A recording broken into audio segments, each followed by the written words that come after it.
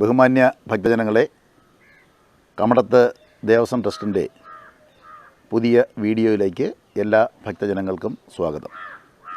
നമ്മുടെ ക്ഷേത്രത്തെക്കുറിച്ചും ക്ഷേത്ര ആചാരങ്ങളെക്കുറിച്ചും നമ്മുടെ കുടുംബാംഗങ്ങളുടെ വിവരങ്ങളെക്കുറിച്ചുമെല്ലാം, അതുകൂടാതെ തന്നെ നമ്മുടെ ക്ഷേത്രങ്ങൾ, നമുക്ക് കമടത്ത് ദേവസ്വം ട്രസ്റ്റിൻ്റെ കീഴിലുള്ള ക്ഷേത്രങ്ങളെക്കുറിച്ചുമുള്ള വിവരങ്ങൾ നമ്മുടെ കുടുംബാംഗങ്ങൾക്ക് പലർക്കും അറിവില്ലാത്തതാണ്.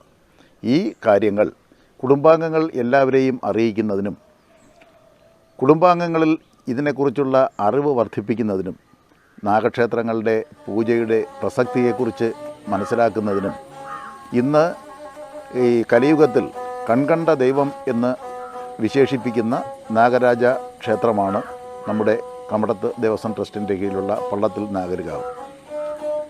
ഈ വിവരങ്ങൾ നമ്മുടെ കുടുംബാംഗങ്ങളിൽ പലർക്കും അറിവില്ലാത്തതാണ്.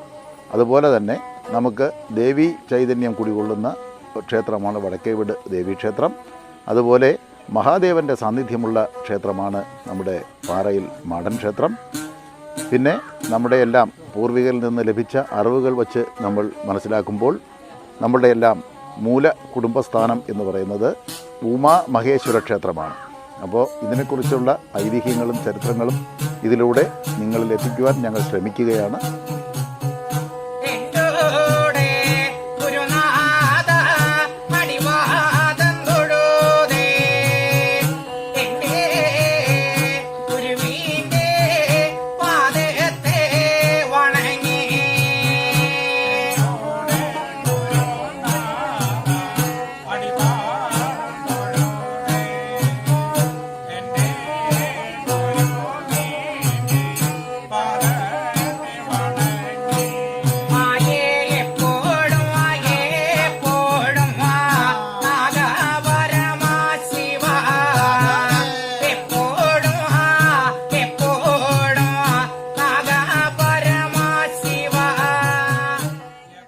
കമടത്ത് ദേവസ്വം ട്രസ്റ്റിൻ്റെ പള്ളത്തിൽ നാഗരികാവ് കമടത്ത് കുടുംബാംഗങ്ങളുടെ ദേവതാസ്ഥാനമാണ്.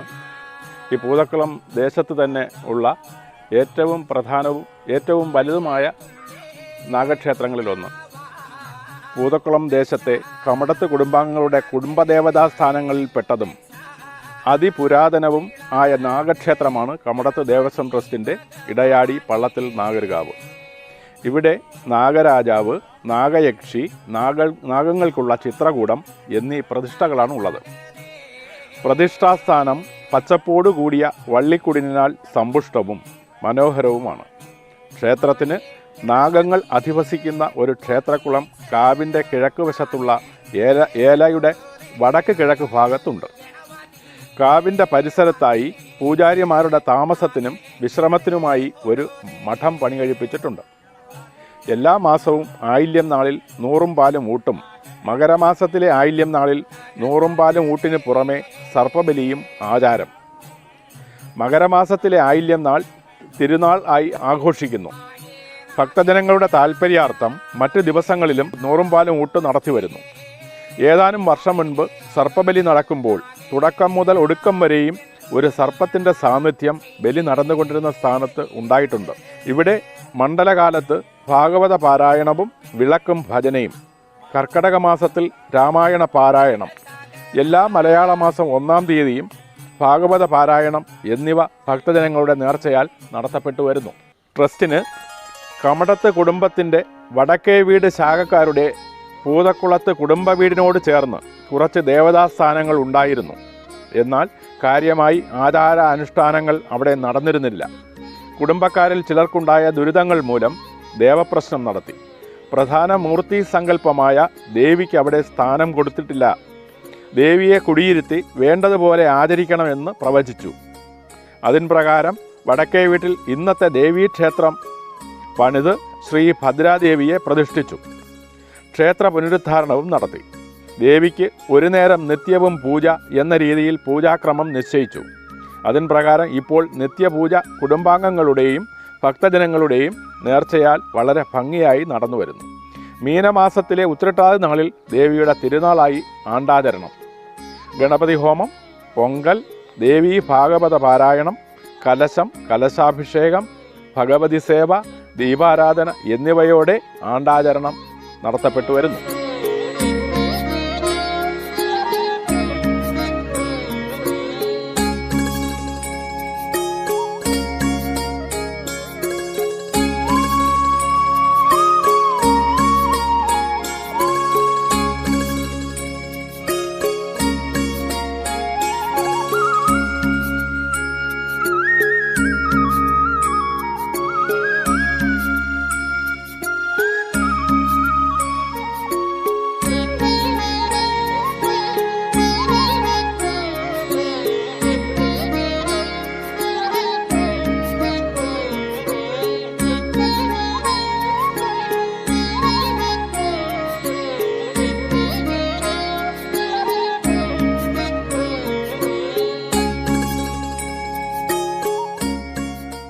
ട്രസ്റ്റിൻ്റെ പള്ളത്തിൽ നാഗരികാവിന് അഭിമുഖമായി കാവിന് കുറച്ച് കിഴക്കുമാറി മഹാദേവ സാന്നിധ്യം മാടൻ സ്വാമി സ്വരൂപമായി കുടുംബാംഗങ്ങൾക്കും ഭക്തജനങ്ങൾക്കും അഭയസ്ഥാനമായി ട്രസ്റ്റിനുണ്ട്.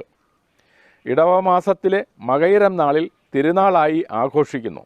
കൊടുതിയാണ് പ്രധാന വഴിപാട്. എല്ലാ മാസവും 2ാം ശനിയാഴ്ച പൂജകൾ നടത്തിവരുന്നു.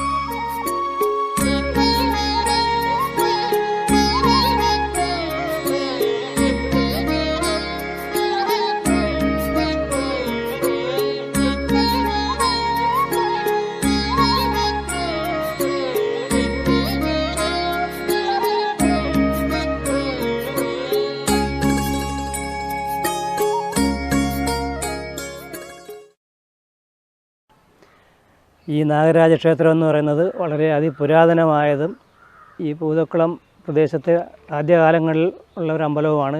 ഈ ചുറ്റാകെ ഒട്ടധികം അമ്പലങ്ങളുണ്ടെങ്കിലും അതെല്ലാം ഈ പിന്നീട് വളരെ അടുത്ത കാലത്തൊക്കെ ഉണ്ടായതാണ്.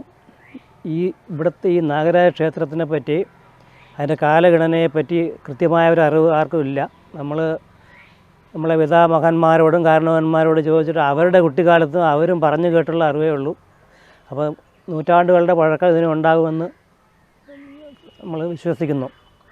ഇതിൻ്റെ മൂലസ്ഥാനം എന്ന് പറയുന്നത് കിളിമാനൂരുള്ള ദേവേശ്വര ഉമാ മഹേശ്വര ക്ഷേത്രമാണ്. അത് നമ്മുടെ പൂർവികന്മാരിൽ നിന്നും മറ്റ് ജ്യോതിഷികളിൽ നിന്നും നമുക്ക് പകർന്നു കിട്ടിയ അറിവാണ്. അതനുസരിച്ച് നമ്മൾ ഇവിടെ നിന്ന് അവിടെ പോവുകയും മറ്റ് ആരാധനകൾ പൂജാദികളെല്ലാം നടത്തുകയും ചെയ്യുന്നുണ്ട്.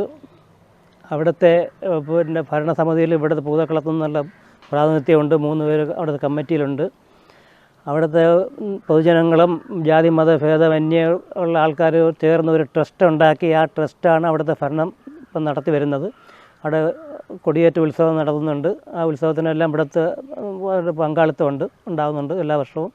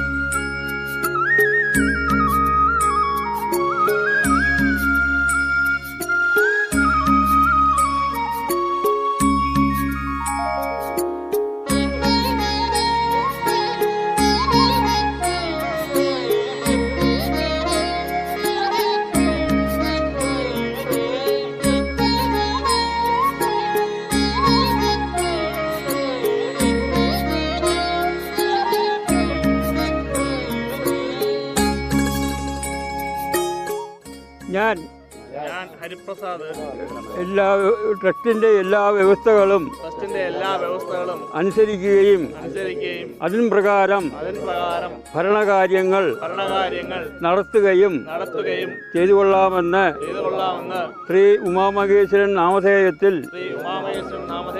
ഇതിനാൽ സത്യപ്രതിജ്ഞ ചെയ്തുകൊള്ളുന്നു. ഓം നമഃ ശിവായ. ഈ വരുന്ന ധനുമാസത്തിലെ തിരുവാതിര ജനുവരി മാസത്തിലാണ്. അന്നേ ദിവസം ലക്ഷാർച്ചന പൂർവാധികം ഭംഗിയായി നടത്തുന്നതിനായി തീരുമാനിച്ചിട്ടുണ്ട്. അതിലേക്കായി എല്ലാവരുടെയും സഹായ സഹകരണങ്ങൾ അഭ്യർത്ഥിച്ചുകൊള്ളുന്നു. ഓം നമഃ ശിവായ. നിത്യപൂജ വരെ മുടങ്ങുന്ന ഒരു കാലഘട്ടവും വിളക്കുകൾ മുടങ്ങുന്ന ഒരു കാലഘട്ടത്തിൽ ഞങ്ങൾ അശ്രാന്ത പരിശ്രമം നടത്തി അന്ന് വളരെ ത്യാഗം സഹിച്ച് ഞങ്ങൾ തുടങ്ങി വെച്ചത് ഇന്നൊരു മഹാപ്രസ്ഥാനമായി ഇത് മാറിയ സ്ഥിതിക്ക് വളരെ സന്തോഷമുണ്ട്.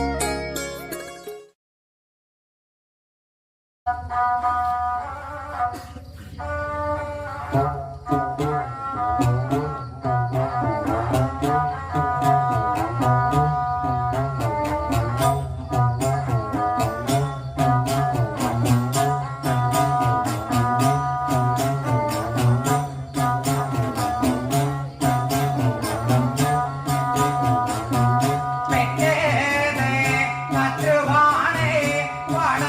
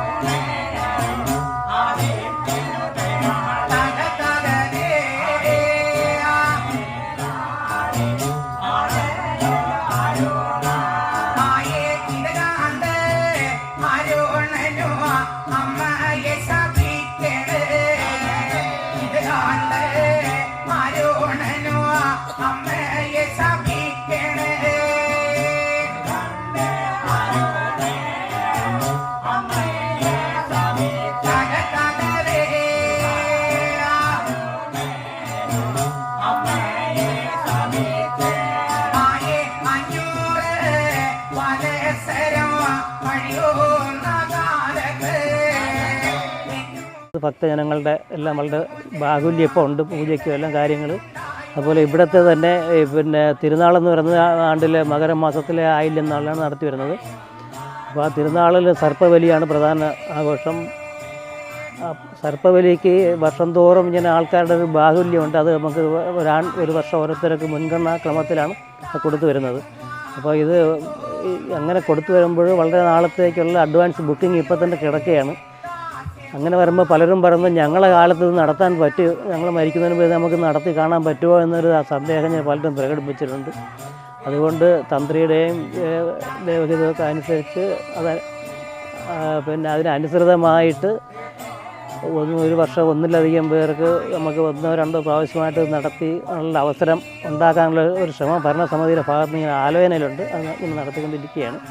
എല്ലാത്തിനും ഭക്തജനങ്ങളുടെയും നാട്ടുകാരുടെയും എല്ലാ സഹകരണം ഉണ്ട്.